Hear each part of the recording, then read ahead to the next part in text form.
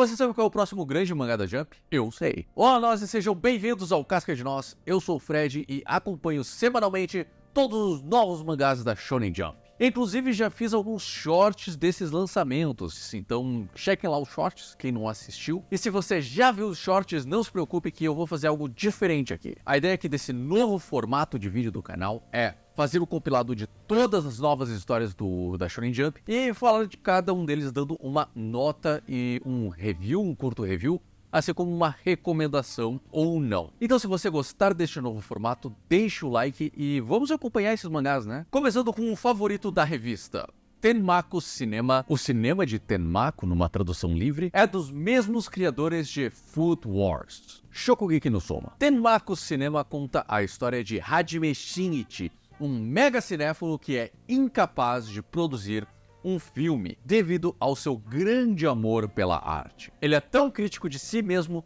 que ele acha que se ele dirigir um filme, se ele fizer um filme amador, iria ser um insulto a todos os amantes da sétima arte. Porém, isso muda quando ele é assombrado pelo fantasma de um roteirista gênio que morreu quando sua carreira estava prestes a decolar. Possuído por esse fantasma roteirista, que se chama Tenmaku, vulgo Tenmaku Cinema, ele escreve um roteiro tão comovente, tão profundo, que mexe com a alma dele, que ele se sente na obrigação de produzir um filme baseado nesse roteiro. E assim começa a jornada do nosso diretor, Shinichi. 8 de 10, os personagens são muito bem caracterizados e carismáticos. A arte continua sendo aquela arte maravilhosa do Shokugeki no Soma, só que mais experiente ainda, e sem o ecchi exagerado que tinha no Food Wars. Então, se você é um cara que não curte ecchi, Tenmaku Cinema seria perfeito pra ti. Se tu curte ecchi, sinceramente, não estaria perdendo nada colocando ecchi nessa obra aqui. Se tem um mangá que não vai ser cancelado,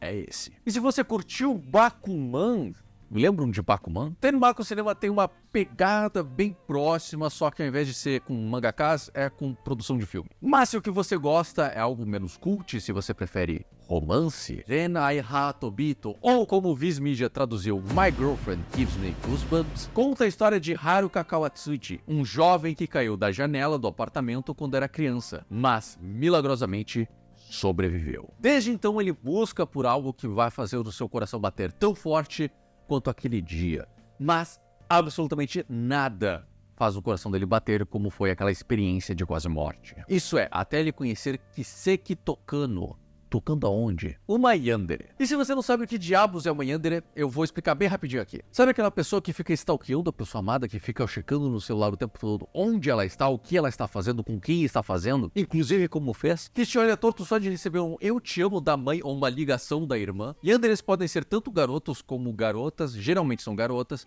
que têm uma fixação amorosa com tendências violentas, quase que psicopáticas, inclusive. O termo é a junção da palavra yanderu, que significa estar doente, e dere, que significa apaixonado. Geralmente se usa essa palavra dere para especificar que tipo de paixão a pessoa tem. Então, yandere significa estar doente de paixão de uma forma psicopática, quase. E sinceramente, eu acho que eu não preciso dizer mais nada além dessa definição do que significa uma yandere para você imaginar que tipo de relação esses dois personagens vão ter. 6 de 10 é uma ideia bem diferente, com uma execução simples, que é muito bem feita. Sinceramente, eu não sei se ele vai sobreviver às páginas da Jump. Pra quem não sabe, geralmente uma história fica na revista por um certo período de tempo, e se ela não ganhar a popularidade que eles esperam, ela é cancelada, ou seja, ela para de ser produzida. Geralmente com um final bem rushado, ou até mesmo sem final, só cortando ali onde o autor tiver parado. E essa também é a estreia de Inoshunsuke na revista, então é a primeira vez que ele está fazendo uma história semanalmente. Como ele junta terror e romance de uma forma bem diferente, bem bacana inclusive, mas esse não for o seu perfil, o autor de Hinomaru Sumo está de volta! Dessa vez com MMA. Acompanhamos Nito Asumi, um garoto de 16 anos que vive com seus 3 irmãos, cuidando de seu avô que tem demência. Toda noite, Asumi acompanha seu avô no treino de uma arte marcial não especificada. É o único momento que o avô fica ação de verdade, né? Que ele tem noção do que está acontecendo à sua volta. A história também fica dando dicas de que o avô dele não é qualquer um e que essa arte marcial é bem especial. Apesar do nosso protagonista ser extremamente forte e treinar com o avô todas as noites, ele não é um cara que luta. Ele tem uma mentalidade bem pacifista, de que ele acata as ordens dos bullies, né, se isso for evitar um confronto, né, se isso for evitar violência. Porém, isso vai até um certo ponto, porque uma hora ele teve que lidar com esses bullies, e depois de conseguir derrotar os valentões da escola, mas a veterana criminal não vai deixar o talento de Asumi ficar em obscuridade. Ela pega ele e o arrasta até a academia do pai de MMA. E quem sabe se tornar um lutador profissional de MMA não acabe ajudando o avô dele. Apesar desse mangá ser bem recente, o autor já teve uma outra obra, o que foi o Hino Maruzumo, que foi extremamente popular na revista. E se a história continuar do jeito que está, duvido que esse mangá será cancelado. 7 de 10 para Master Martial Asumi. Indo para Icehead Jill, que é 100% novo. É o primeiro trabalho do Hacha Ikuo na revista e podemos ver essa inexperiência em ação nesses capítulos iniciais. O ritmo acelerado lembra bastante Demon Slayer, só que ainda mais rápido. Cada capítulo tenta criar empatia com os personagens que são apresentados em cada capítulo, só que é tudo tão acelerado, é tudo tão direto ao ponto, que eu sinto que eu tô sendo forçado a gostar desse personagem, sabe? Conhecemos Jill, um garoto filho do guerreiro mais poderoso de todos, que um dia acabou traindo o reino, matando o príncipe regente. Jill foi perseguido por ser filho dele e acaba numa ilha remota onde é confrontado por um Lich,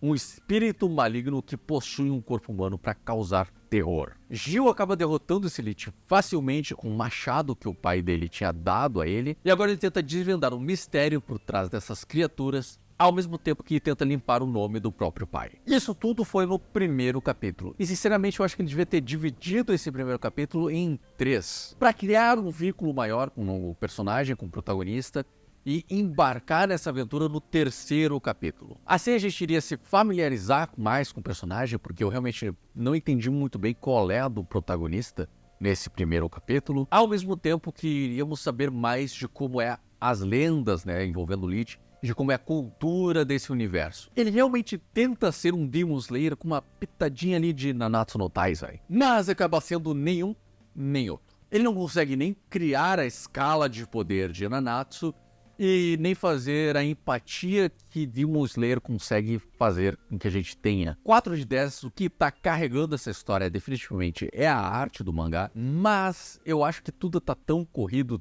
foi tão feito às pressas nessa narrativa, nessa história, que eu não acho que ele vá sobreviver por muito tempo. Mas é claro, posso estar errado. Mas agora eu te pergunto, o que acontece se a gente pegar Assassination Classroom e juntássemos com Detetive Conan? O resultado é Kill Blue, do mesmo autor de Kuroko no Basuke. Kill Blue, ou Kill All no original, conta a história de Ogami Juzo, um assassino profissional que já está quase se aposentando, quando é picado por uma vespa de laboratório em uma de suas missões. Acontece que essa vespa fazia parte de um experimento e, ao ser picado por ela, ele acaba rejuvenescendo até a sua adolescência. Para recuperar seu corpo original e voltar a ser um homem de meia idade, ele precisa se infiltrar numa escola que tem a filha do chefe do laboratório que tinha essa vespa. Lembrando aí até um pouco o Spy Family. 5 de 10. É bem legal, mas não tem nada que chame atenção. Sinceramente, eu não sei se ele vai permanecer na revista ou não.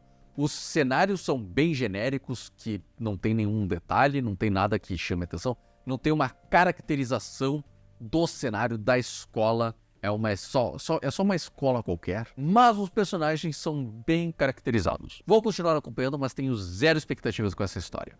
Espero que ela me surpreenda. Por fim, temos um mangá que não é tão recente assim, você já deve ter ouvido falar dele, mas que eu acho que ainda se encaixa em mangás novos, que é o Cypher Academy. Cypher Academy é escrito pelo lendário Nishio Ishin, autor de séries como Monogatari, Medaka Box, as light novels de Death Note, Los Angeles BB e JoJo Bizarre Adventures, Over Heaven e muito mais. Quando digo que o cara é uma lenda, tudo que ele toca é ouro. E isso não é diferente de Cypher Academy. Já vou dizer que essa história é 10 de 10, mesmo que eu pessoalmente tenha dropado ela.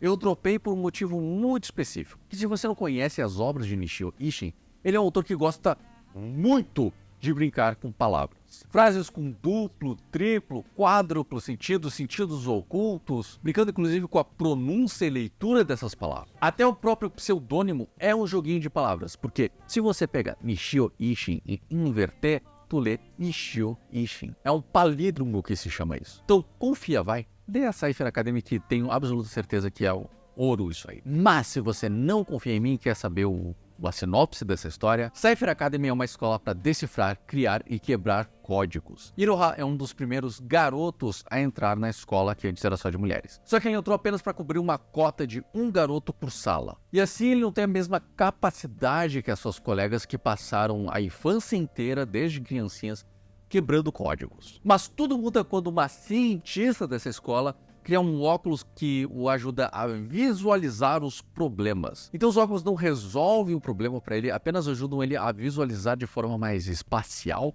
É meio estranho, é meio bizarro o conceito, é extremamente louco e é por isso que eu dropei a história. É tanto joguinho de palavra e como é decifrar códigos e todos os códigos, obviamente, estão ligados com o japonês, a língua japonesa, os kanjis que ele usa, a ordem dos kanjis e tudo mais. Isso é um parque de diversões pro Nishio Ishin. E, sinceramente, eu entendo por que os tradutores só desistiram dessa obra. Duvido que esse mangá seja cancelado, ele tem mais de 30 capítulos até o momento. E eu só não acompanho pessoalmente por conta de ser complicado demais de acompanhar. Tem que estar num estado mental muito específico para acompanhar a loucura que é Cypher Academy. Agora eu vou falar de um dos meus, pessoalmente, favoritos. Do Retry. Esse não é o primeiro rodeio de Junki Arasaka, ele já tinha feito um outro mangá antes, o Bone Collection, que era horrível! Mas ele conseguiu se levantar para esse segundo round, ele tancou o golpe lá do primeiro, que horror foi aquilo. Mas ele tá vindo com tudo agora. A história se passa no pós-Segunda Guerra, num Japão desolado, e acompanhamos a jornada de Aozora Okami, o irmão mais velho e o homem da casa após seu pai, um pugilista conhecido por sempre se levantar, sair pra guerra e nunca mais voltar. E a tragédia dele só vai piorando quando ele perde a mãe num bombardeio.